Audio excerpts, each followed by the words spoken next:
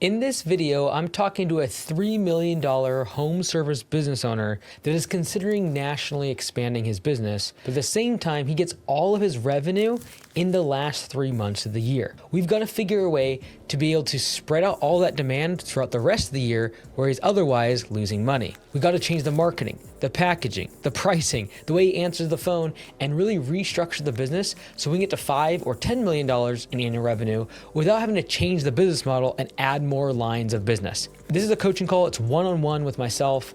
If you need this type of coaching, you can go book a call at mikeandys.com/coaching. It's very expensive. However, I have a limited amount of time. So if you do need a call, go ahead and check it out. How's it going, Mike? Good, man. How you doing? Oh, can't complain. I've been running permanent outdoor lighting for the last 6 years. This is Haley. She runs the company. I am actually really good at selling. I hold records in this industry for selling. We've been burned. First person we worked for, we had $1 million commission owed and they skipped out on it. So we obviously quit. And then the second company was we bought a franchise. It was a complete scam. So we obviously quit, and we decided we keep coming back to this and keep making money here. So we'll just do it ourselves. We own our own manufacturing facility. We either assemble or build everything right here in Houston. We really just focus a lot on efficiencies, because anything that ultimately gets built out there gets billed to the customer. That's one of the things that we've worked pretty hard on is going up around the quality, and then being able to get it fast, being able to get it the right customization, and then be able to do it here locally has been pretty big to us. And is it all Christmas lights, or is there other just like more external lighting, landscape lighting, permanent lighting? Yeah, so just permanent lights. Oh, Yeah. all permanent. Okay. We don't do traditional Christmas lights. We've thought about like maybe this coming busy season, like adding on something like that, because our installers are already there. Like not like obviously to the home, but like, oh, we'll wrap your tree. We'll put like, what is it, garland or like. We're Right. trying to figure out how to increase LTV. We're about 3 million top line. This year, there's a big few things, like I post my video that you saw. Hey, by the way, we're really excited to see you fly out here. Oh, did you apply for a turnaround? I did, and y'all accepted, and we met with your wife. Okay, cool. Yeah, we were trying to figure out how to increase LTV. Like I posted in the video, some personal stuff have really come up and pulled me out of the business for the last 6 months. I'm back in and ready to grind, but we took some heavy losses this last year. We grew, but it wasn't what we should have had. And so, yeah, what questions do you have? Let me let you guide this thing. If you were to not manufacture them yourself, what would the cost of goods be on that? Out of 3 million, like what would you be spending in cost of goods? 694,000. Was our total cost of goods? That was cost of goods sold. So that's getting the lights, the labor to assemble it all, the manufacturing, that's everything. Yeah. So if you did not like manufacture them, I know it's more expensive per unit. Got it. But when you charge the customer, like for example, what's the average job size cost on average? About $4,700. Okay. And on that, if you were to go out and get someone else to manufacture the tracks, what would the cost of goods be on that approximately? Like $1,000? Call it $1,400-1,500 before shipping. That cost me $341. Got it. Okay. A little bit of labor, but yeah, you have $500. Yeah, Maybe. it's labor. Yeah. Maybe max $500. All right. And does that include things like do you have a warehouse, things like that? It's not including the rental of the warehouse. No, that doesn't. Yeah. We also house our office out of there. We do trainings for sales, and so that's all takes place there. So I've not allocated what portion of that would be for the manufacturing facility. Our rent is $2,700 a month. Yeah. It's not overly. Okay. Because like my thing is, a $3 million business, and you're really good at sales. I want as little of your time being spent on operations or on manufacturing as possible, because your skill set is in sales of the final product. Yeah, I do nothing with manufacturing. Yeah, it really runs itself. Honestly, we're looking at kind of having it, like creating its own company away from Roared Lights for liability reasons. and then even making track for our competitors. We've thought about that. We're way under capacity. Like we can produce so much more. Yeah, our guys there run it all. They run the whole deal. I've been out of the business for the last 6 months. We haven't been doing anything. We have an operations manager, and she manages kind of like the warehouse there. She's also like over the office and install. as well. She doesn't have to do much with it. Like even our manufacturing lead, he's the one that orders the materials for like He orders it, makes it, our installs and our manufacturing, he stages the jobs. So that's all done there. And how many technicians do you have like out in the field versus like manufacturing versus office admin? 2 office, if you include the operations manager. We have 2 in the manufacturing facility. We need to let one of them go. Like we've calculated it out, and they have probably about 1 day's worth of work, but we're doing 10 days worth of billing. Yeah. Because we're seasonal and we don't have as much work. Seasonality kills us. But yeah, and then we have a marketing manager. So we have 5 employees, and then and the rest are just contractors. So our sales reps are installers. They're 1099. They're 1099s. And so we have 4 installers, and then we have 5 sales reps. 4 installers, 2 in the manufacturing, 2 in the office, if you include the operations manager. Okay, cool. Awesome. That's all the questions I had. So you keep going, whatever I can help with. Great. Yeah, I have a list of questions, so really happy to be here, but I'm gonna stick on 3. And if we can get those, I think this is money well spent. Cool. Okay, first one. Do you just want me to read all of them, or you want to go one at a time? Let's go one at a time. Great. My number 1 hairy problem is how to maximize busy season. So our biggest constraint of the whole year is, because when it comes busy season, demand's infinite. Cost per lead, CAC is super low. We're incredibly profitable. That's where we make our entire profits the whole year, is the last 3 to 4 months of the year. We've been in business for 3 busy seasons, and every year have had to turn people away. We just can't. Yeah. And what is that? Is it people doing it for Christmas, or is it people just end of the year with money? Why is that season created? Yeah, the pain point is going to be permanent holiday lights. Like, hey, I want Halloween, I want Christmas. Yeah. Let's get up there. The other 2 propositions that people are really buying for are going to be security. I would love these for all year round. I'm already going to do accent lights, can lights. These double as that, especially with our newer bulbs that are 4 times brighter than anything else on the market. So that's just something that we gear towards. Hey, you also get security. And then the last one is going to be security / architectural, and then like one-off events, sporting events, things like that. So use it for security, architectural, to make the house look nice, and then for holiday lights. That's the main driver. And busy season is like the holidays are what's driving that. Yeah, and they're already looking for, people to hang up their traditional lights, so they see ours. And although we're like a heavier price point, like the break even, if you hire someone every single year to do traditional lights, it's like 3 to 4 years, depending on the home. 3.5 to 4. Yeah. So it's like, if you have the money to do it, it's like, it's a no brainer, right? Yeah. And so marketing for that last quarter, easy peasy. We don't even have to think about it. Everything else, we're way below capacity and struggling to stay up with the leads. We just hired Paul, the marketing director that was with Alex Hermosi. So we hired him, but we hired him during busy season because that's when he was available. He quit there and like, we'll take you, definitely. He actually recommended you. Yes, he's been texting you, or he said he was. But when we hired him on, even though he's A-list marketing talent, we told him, look, just sit back and do nothing for busy season. Like, it's going to run itself. It's going to be fine. We need you now. So our biggest constraint is recruiting, training enough installers and the SOPs and structures around that to capitalize on the busy season. Last year, another thing that lots of things hurt us, but we lost our training capacity, our trainers last year. And that hit us hard. We didn't expect that. Yeah. I mean, I suspect we would have been 500,000 plus in profits if we would have not. I mean, we learned our lesson. We were banking on 1 or 2 of these guys, and then they kind of, one of them in June fell off the ladder. He's drinking on a job, and then he's just, so it's like, we can't. I'm sure you've never had that before. So. Yeah, right. Yeah. Yeah, like the question becomes like, do we actually try to increase the size of the dam and allow more people to come in during the last quarter? Or do we figure out how to increase the lead flow for the other 9 months of the year? Because of how low CAC is, I'd say increase the capacity during busy season. What's CAC? Do you know the difference between the two, like CAC versus Q4 versus not? During busy season, if you can nail it right, you're getting customers acquired for under $80, generally under $50. I mean, I've seen as low as 10. You want mine? Like it can get pretty ridiculous in there. Favorite. Mm-hmm. Just give me current. Scroll down the bottom and see what he's looking at. But yeah, during the busy season, we're going up to $1,300, or off season, we're going up to $1,300 for CAC. 960 is what we're at right now. For outside of off season or during outside of the Q4, it's $900 per lead. That was last week. The week before that was 1,200. The week before that was 1,400. So I guess Or $1,000.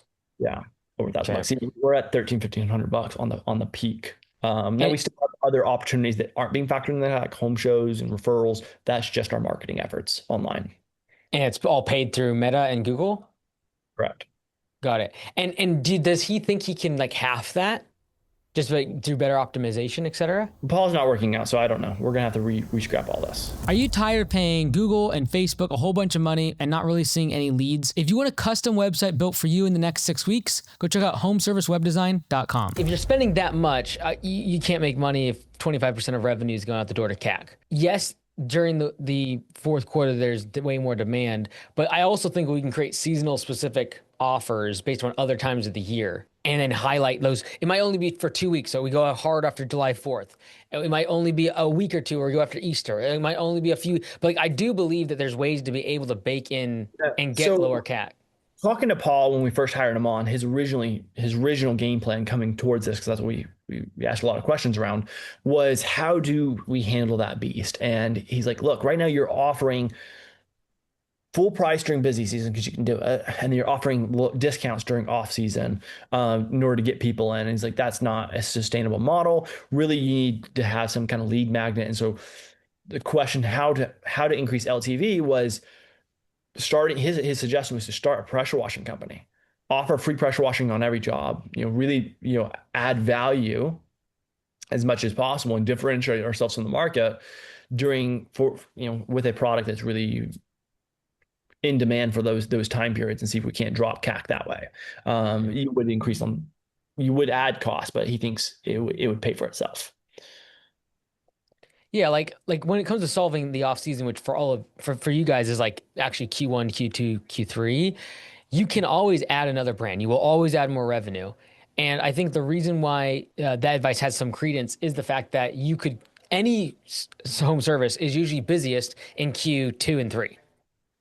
And then Q4 it slows down. So you could almost throw a dart at what service you provided, but if it was busiest during the spring, it would at least offset your demand. I still believe though, like we can do more and better before we get to like the stage of like we need to start a new brand, which is a huge amount of operational complexity. Can we just figure out how to get CAC under $400 or $500? And I'd be looking there first before I go add a whole nother level of complexity around a new brand. Yeah, we've been working through this, and this is a serious issue everyone in this market faces. It's a multi-million-dollar question if you can answer it. Even the people that you offer quotes to, because like what percentage of your this rough number is fine. What percentage of customers that get a quote from you all accept? Right now we're at 30% close rate. That's pretty good. That's pretty good for permanent lighting. So like when you send an estimate, 3 out of 10 people accept. I think there's a lot of room to grow on that. So when I did it personally, I was at 70. Yeah, he sold. But assume 30 for a minute. Assume 30 for a minute. I'd be going after the other 70% during the off season, because they demonstrated the need for the service. They decided not to, but they still want it. And now I would rather give them a $500 discount, 10, 15%, than go and spend it on Facebook and Google ads. But right now we are giving 15, 20% discounts. But that's to new customers. Are you going back to the people you sent a quote to? Follow-ups are happening, but we're not offering an additional 20 on top of that. Well, because you like if they come in during like November and they're like, hey, and you're like, hey, it's gonna be $5,000. I would love it to be when there's a slow time. It's like, hey, it's 4,500 now or never kind of thing. Yeah, we offer 30% if you book in our busy season and get installed during Q1. We offer 30% off, because marketing's like next to nothing. And we didn't do as good a job this time, but we generally book at least January and February solid full of installs doing that. Can we advertise more during Q4 then, and just fill the rest of the year? I don't know if we can fill the rest. I've never tried to push that aggressively. I'm just thinking about the fact that if you were literally getting leads for 20, 30, 40, $50 and that jumps to 1,000 and you're able to offer a discount to book outside of this time of the year, my goodness, I would be dumping money on those. And even if your close rate went down to 10%, you triple your cost per lead. Let's say it goes from 50 to 150 now because your close rate's only 10%, but you're literally trying to book into next year. Yeah. Because with permanent lighting, yes, they might miss. Here's how literally you can make sense of it, Landon. You can say, hey, look, you're going to save $1,000. Go get someone else for 500 to put lights up for this year. Cool. We'll come install this next June, and you're going to still save $500. Yeah. We have run into an issue where, like, yeah, okay, if you're not getting it done now, there's no value. But I think there's credence to push harder, like more and better before new. Well, if I'm thinking about permanent lighting, right, and someone's like, hey, it's going to cost $5,000. If you're willing to wait until next June, it's going to be $4,000. You'll have the exact same thing just for next year, and you're going to wait a little longer. I might take them up on it. We could also sweeten the deal. We have a standard bulb and a premium bulb. Roughly 87% of all our jobs go with premium bulbs, which means we probably should increase the pricing of it. We'll give you this discount and we'll upgrade you for free.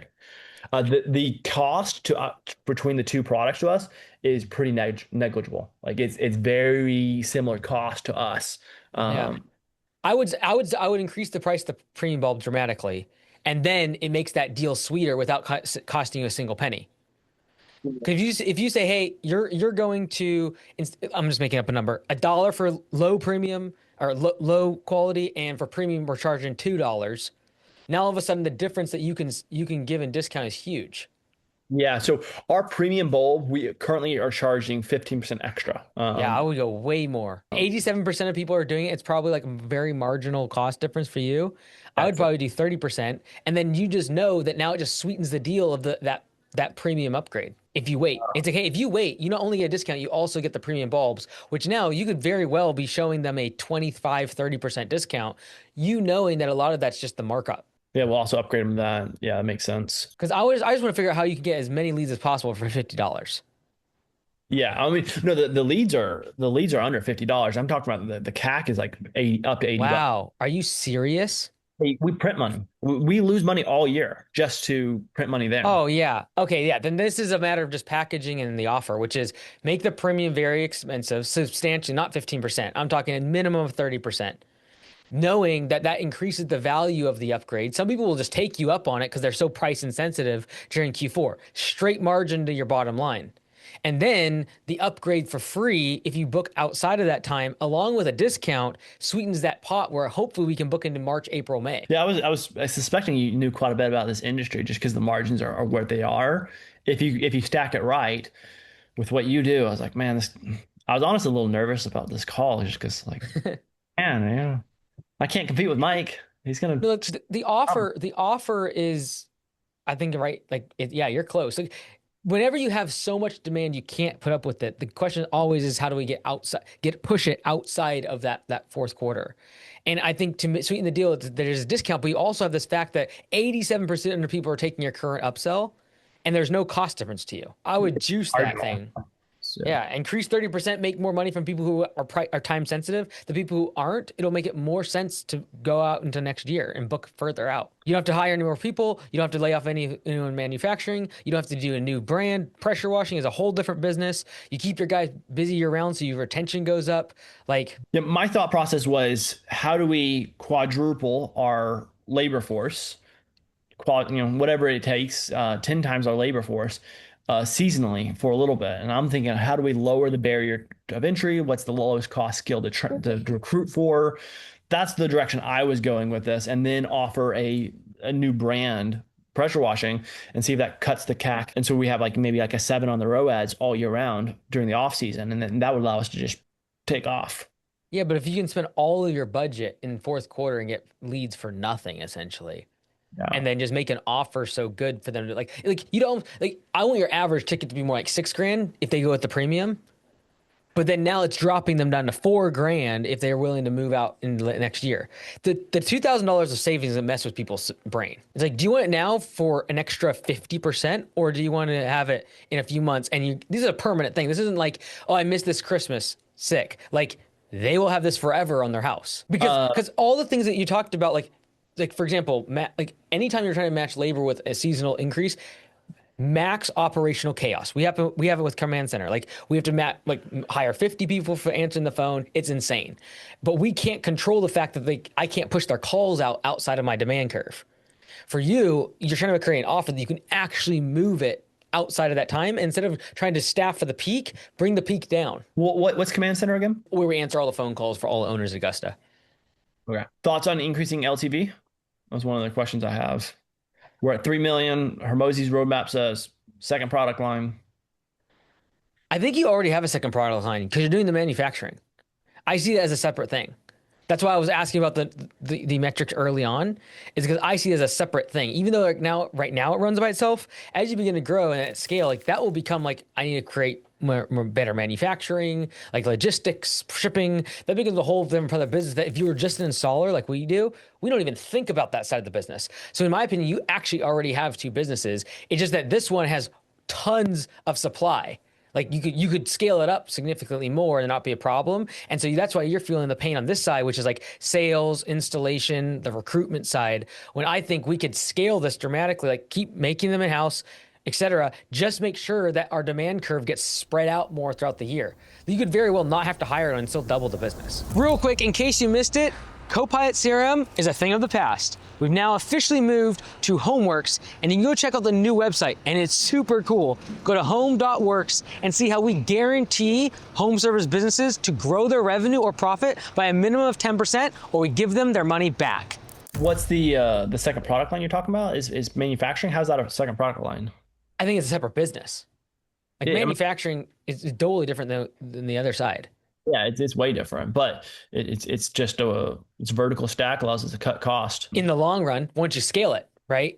Right now, it's a distraction from the thing that you're really good at, which is selling. Now, it can scale, though, and save you huge amounts of money. Like, it's going to save you like 70, 80% of cost of goods sold. So that's why I didn't like go cut it. If you're doing 800,000, and I'd be like, hey, forget the manufacturing, move on. Right? So you scaled to make sense of it. I just think that you already have a second business. And so would that second business go sell to other people, or? You could. Like it sounds like you're not supply constrained there. Like you could do more tracks. Manufacturing, I love it. I'm very genuine. I really don't do any time in it, but yeah, it wouldn't take me much time to quadruple our capacity there, and our capacity is already way dwarfs what we make right now. I would do that before starting a pressure washing business. It's a whole different ball game. I just don't want to sell to our competitors. Like what sets us apart is that we do it in-house, like the track system and everything. Like that really does set us apart. And so if we start, why not get all the leads yourself, and then for the ones that you can't get to, you also get money for. Right? Because like right now, if we're wasting leads, they're going to someone else anyways. Why not get paid for that too, right? I would just rather you do that than go do pressure washing. Pressure washing is a whole different business. And yes, it'll solve the seasonal issue. I think we can solve the seasonal issue with an offer by raising price of the premium bulb, showing a bigger discount, and then pushing demand. When we if you can get leads for 10, 15 bucks during the fourth quarter, and they're otherwise going to be hundreds, I would gas that and just do everything possible to make sure people are booking later the next year. Yeah. We're also running into an issue right now with our CAC is that our office set rate is like 15-20%. Like we are firing and there's a fire in the kitchen with that to us. Okay. So when I asked for, so all right, that makes sense. So when I said close rate, you're saying 3 out of 10 estimates we send are getting accepted, but when leads come in, only about 1 out of 10, 1 out of 8 are getting actually booked an appointment. Yeah.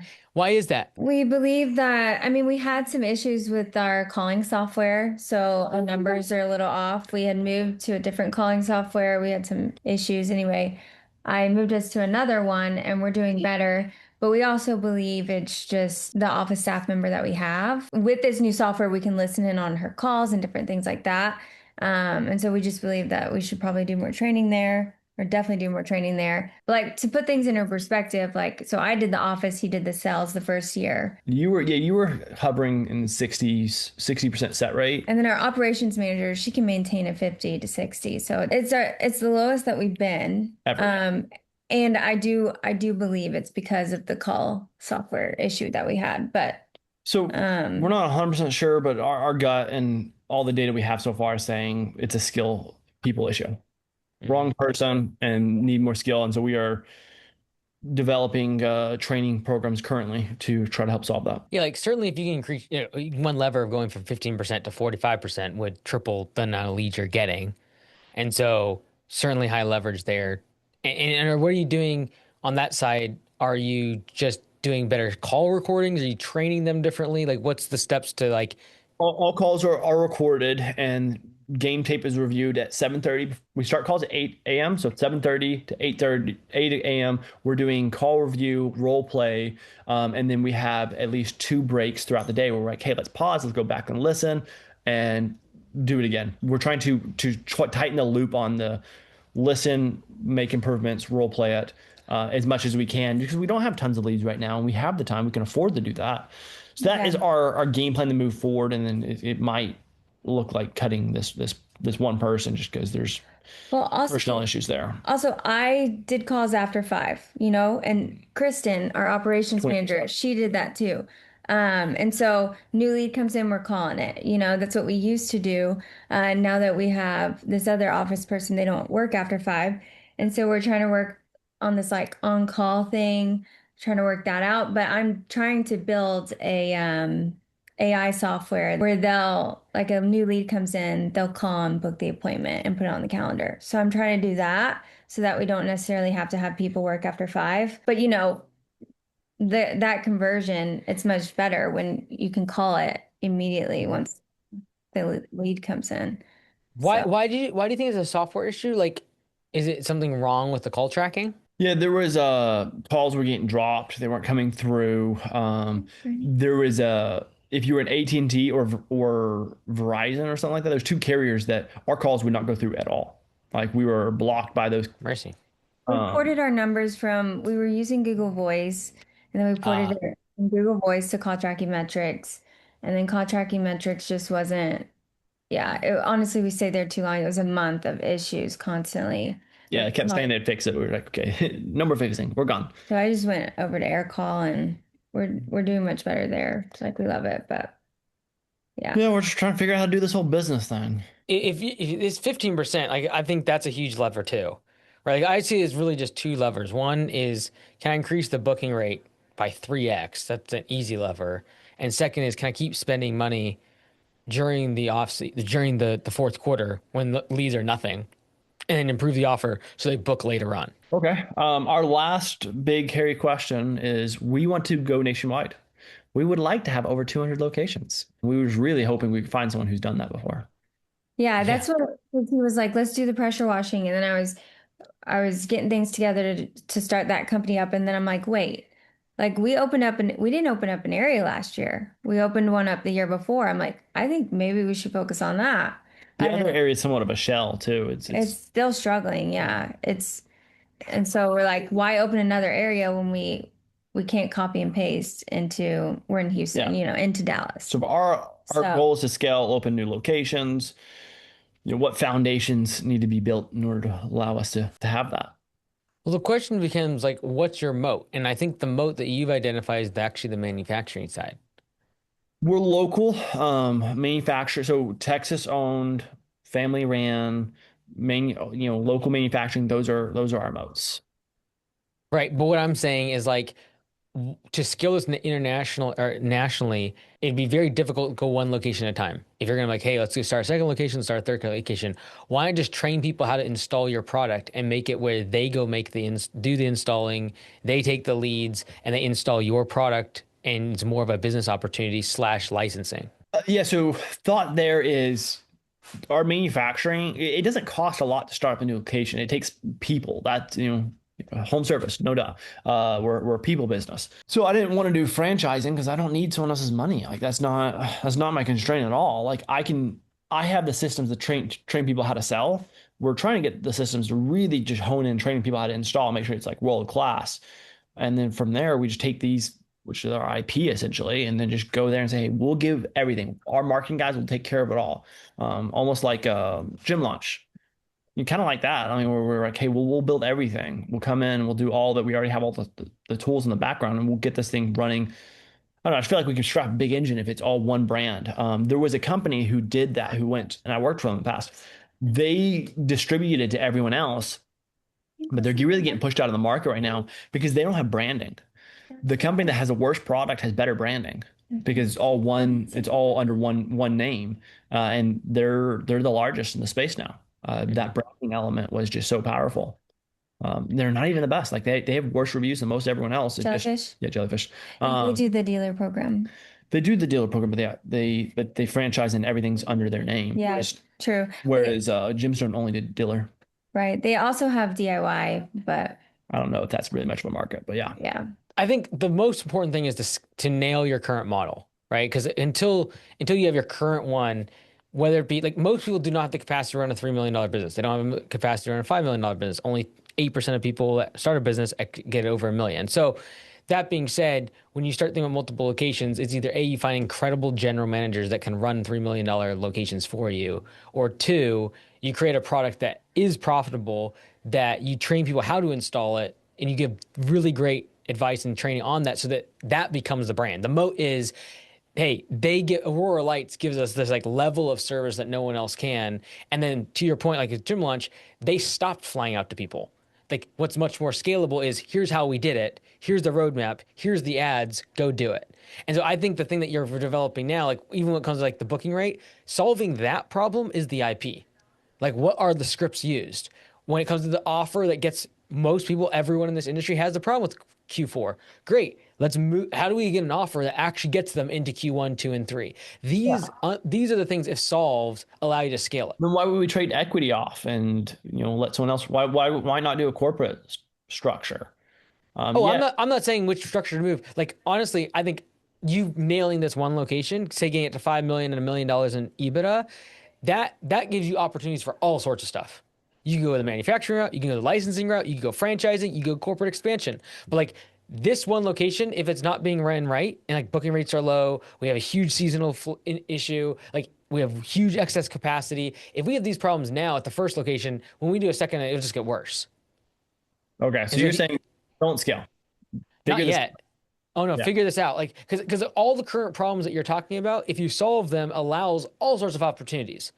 Focus for now just on like fixing them, and then the world will be your oyster. You'll get people calling you, oh, hey, can I buy the lights? Okay, well, should we figure out how to do retail and sell it to them? Okay, should we do the do-it-yourself? What do people really want to buy this online? Okay, do I want to do licensing where I get people into a group? I pay them they pay me $1,000 a month, straight 100% profit, and they buy my product. And by doing that, like, there's a lot of routes you can go, but the thing that you do first is you build one of them that just cranks out cash, and that will come from a result of solving all the problems in your industry. But yeah, I hear what you're saying. I was thinking just because we knew we hit big problems, and I didn't work for a huge chunk of that last year, and we still got 3 million. There's all this meat on the bone. I feel like we were at the point. That's just one I think that scaling made sense. But I hear what you're saying that we're here at 15% set right now. Like, come on. If you like, you could go start a second location, and let's say it does just as good as this one, right? You would double revenue. Awesome. You would also triple revenue if you just went from 15% booking rate to 45%. And so what's the easier battle to figure out is the second one. What's going to increase the enterprise value the most, make it the most scalable, figure out the second one. The easiest one is the first one. Okay. Could you just go get another shop space, another location, another website, and like new LLC, and let's go. Let me run out of everything past you today and just kind of do a little recap here. So what I'm hearing is, nothing fancy. Don't do a new service. Just increase the cost of our premium bulb. Try to use that to help lift the offer during the busy season to book throughout the year. Push that like crazy. Have that be the focal point. And then work on some internal things such as just training. Obviously, always improve the training for the installers, but particularly the office staff. That's the easiest lever right there. That's what I'm hearing from today's call. Yeah, something that I've been wanting to move forward because, we don't have reoccurring revenue. Like the fact that we can make what we make with just a one sell. And I mean, we try to push add-ons, but whatever. Like, I mean, we could do that better. But we've thought about reoccurring revenue. And so when we started all this, we were thinking, let's do a subscription base. And because even when we hit busy season, we have all these installers, and then we also have customers who have issues with their lights, and we do service calls. And so we were thinking about like we could do this monthly subscription that we could sell, and it could be like what do we think about like You have to pull up your notes, find out what we wrote on it. But yeah, we do like priority service during busy season. 24-hour service call. We'll come do that we'll do a check before busy season. You'll get all the add-ons to our app, which we're looking to try to develop an app. I was going to ask you about that. Yeah, one emergency visit a year. You need your lights, you need to fix your lights, whatever will come out. Custom scenes, we can download them, put them on like a group Facebook page, whatever. One of the things that our app has, it has a few pictures of what your house looks like. We can with our own map, we can improve that dramatically. And so you'd get an actual picture of your house instead of a picture of a pre-built house. And it would make customizing everything a lot easier. We'd also do remote changing and creating patterns for you. So we could build all that into the monthly. That's what we're trying to do. Again, I'm a huge fan of recurring revenue. You know that. I think there's still bigger levers like we've talked about that I'd focus on first. But yeah, like certainly I would also use this as a way to sweeten the pot of getting them out of the Q4. Like I think your 7-to-1 ROAS can very easily become 20-to-1 if you can figure out how to do that. I think that's just the highest leverage thing in the business. During the busy season, yeah, we're hitting up to 18 on the ROAS. That's where our money is. That's where I want to focus all our time and energy on that, because all of this, like the recurring, yes, awesome. When you get your database large enough, when you have thousands of people in there, you could launch that and immediately have recurring revenue. So like, I'm a big fan. I think that the app is a distraction. It's another thing. You have this thing that's working, and I just want you to keep doing more of it. And I want you to just simply make it less seasonal, because by doing that, you will dramatically increase the profitability of the business. And even like, again, the 70% of people who said no to an estimate, let's assume you also have a whole bunch of other contacts that didn't even get the estimate because the booking rate is so low. I would be going after them like crazy for the first 3 quarters of the year. Crazy. Like we know they want lights. I'd be texting them, I'd be emailing them, I'd be making sure I have monthly emails based on every single like holiday or event that's local, even like in Texas, like if there's a college game, like whatever, like I'd be hitting that like crazy, because that whole database is all ripe to sell outside of the Christmas season. Yeah, that drip campaign, that sounds really interesting. I'd like to hear more about that. Another distraction I have that I'll let you try to squish, or maybe I'm trying to lower the barrier to entry for our installers. And so we have a set of lights that we figured out if we swap them out to a new set, we could lower the time it takes to install. And so each installer, we can maximize their time by doing that. It might cost the company a little bit more, but we think it's a wash. And so we were like, okay, let's do the switch out. Now we still have to hold inventory for all the past clients because none of the old system would work with the new one. But if we did that switch out, then we could get installation done faster. Training installers would be easier, which is a huge bottleneck. Come right before busy season, like training these guys up, it takes time. So yeah, I mean, it would take a while to set up, but yeah. Like I again, these are all like great ideas. 5-10% wins. I genuinely believe even this problem gets solved when you move when you even out your demand curve. Because right now you're thinking, how do we hire and train all these guys? Well, that's no longer a problem if I can keep them busy year round. And so I would, again, like I genuinely believe keeping the same number of crew, you could triple the business by just greasing the offer and changing your pricing packaging to get it where you can fill the first 9 months, having emails, text to all of your database. Your existing customers, you're upselling into the recurring package. People who said no, or you only got their contact, I'm trying to get them on a discounted version of what they asked for 3 months ago. What's your thoughts on this industry, the opportunity that we have here? And then if you were to come in and just kick us out and just run this company, you're the CEO now, what would your next 12 months look like? So thoughts on the industry? We like the industry a lot because the margins, right? And so like we do it because Q4 is one of our weaker quarters. You're already in permanent lighting then. Well, we do a little bit of permanent, mostly just they lease it from us and we take it down for Christmas lights. Okay. And so we mostly focus on that, but like I know that even on permanent lighting, like they love it. The guys who do it, it's great margins. I love it. It's also the Achilles heel as to why you're thinking about starting a whole new thing. And that is, I got to fill the other 8-9 months of the year. And so I just genuinely believe if you figured out like, your secret sauce is getting leads for as cheap as you have, whether it be your website, your brand, or the quality, I don't really care. I just know that's your secret sauce. And I want to take that and spread it throughout the year because it'll solve almost all the complaints that I've heard otherwise, like around capacity issues, training new people. You don't have to train new people if you can keep them year round, right? A lot of these problems will just disappear if you can solve having seasonality. If you have struggled with having an off season in your business and your revenue's dropping a lot for 3 or 4 months out of the year, like a lot of home service businesses, I created a special workshop. It's completely free. You can scan the QR code here or just go to mikeandys.com/workshop, and it's 3 to 4 hours of content where you'll be able to figure out the 5 solutions to make sure that the winter or your off season doesn't tank your business.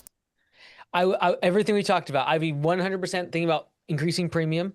Like obviously you have this, the problem is we got 5-6 months until we can execute on some of this stuff, right? We are going into an off season. I think during this time, I'm looking at the things that are the intangibles that have nothing to do with the customer. For example, the booking rate, what are the scripts? My goodness, the software better be dialed in. Using something like RingSense, which is from RingCentral, but like I'm sure your current provider has something like this where you don't do listening to calls like game day stuff. The AI is looking at their transcript and giving them coaching based upon the prompts that you've given it. So like it's live. So they get off a call, they exactly know what they should have changed, where they should have said something different, what the improvements are made. So I don't know what that version of that is for your current call system, but like I'd be dialing that in because that 15% could be becoming 45% as we go into the busy season, extremely high leverage. I'd be focused on everything I possibly can. You're going to have to train new people going into this upcoming busy season. But my objective is really to fix the pricing and the packaging and the offer so that when this season comes, we don't stop spending money on ads. We just keep pumping it and we keep putting more and more people into the next 9 months. And like it just make it like the premium pricing on the bulb is just making that delta for them bigger and bigger. That was called RingCentral, you said? RingCentral is what we use for our phone system at Command Center. And then RingSense is an add-on. It's only like $60 a user. So for you, it's just $60. And it's just going to look at every single word they say and then give them coaching on how to get better. You give the prompt for the AI to coach them. So like you could say, hey, we want you to ask these questions in this order. You tell it all of that, and then it will give coaching to the person once they do the call live. Wow, I love that. That's awesome. Okay. So like those sort of systems, that's what I'd be focused on now. And then as I go into the busy season, I've had the packaging, the pricing, the offer ready to go. I'd have my text and my emails for January, February, all the way through the slow season. I would already have it set up in my software for texting and email. I'd have it then tagged based upon existing customer, like I've installed for them, and then people that I just have in my database. Because like I'm going to treat them very differently when I text and email them. So those are some of the things that you can still do now. And then once you hit the busy season, the objective is to be able to keep the throttle full force and then just be booking people out like crazy into next year. Pretty straightforward. Yeah. Good stuff. Well, hopefully I'll see you in a few weeks. I'll put a good word for you. Say, hey, I'd love to see y'all. Yeah, absolutely. We actually just closed on a new house today. Like Heyo, let's go. We're I'll get you steak or something. Haley is an amazing Oh man. Good stuff. Well, hey, we'll stay in touch. I wish you all the best. And if we don't see you, best of luck. But hopefully we get to see you here in a few weeks and enjoy some of the Texas weather there. Summer. 84 degrees. Let's go. Good stuff. All right. We all have a great weekend. Appreciate y'all. Take care.